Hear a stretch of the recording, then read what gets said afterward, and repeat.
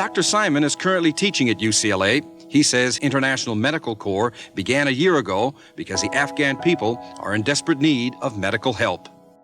I can't even imagine that it's been 40 years. And I'm kind of shocked, to be honest with you. Really shocked that it's 40 years.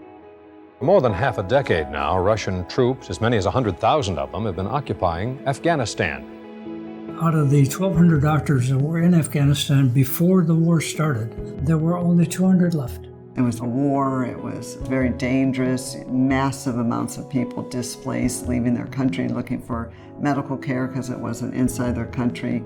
But most of the help was in refugee camps. But it just bothered me that organizations would work in refugee camps but would not go inside. So I said, well, I'm going to go across the border. I will set up a clinic.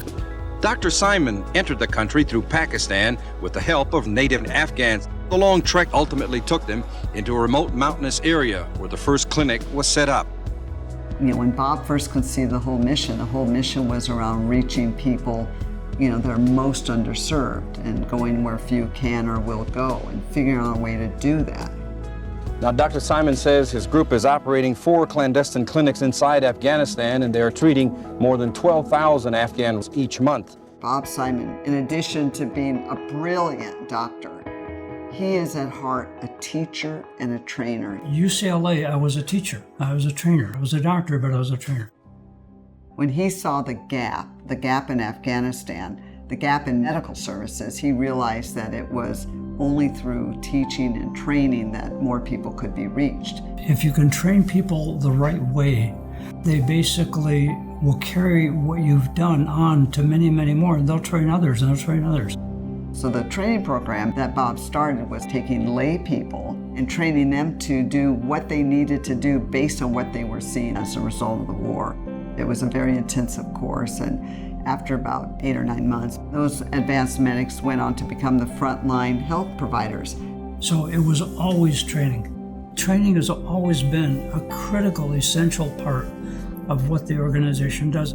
The organization was looking for someone to lead their efforts. Once I had spent time with Bob and the early volunteers, I had no doubt.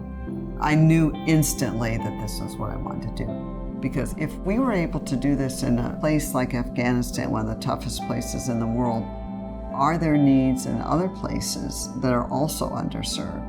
When we started working in Angola, it was very dangerous. We can't bring in enough vaccinators to have the impact we want to have.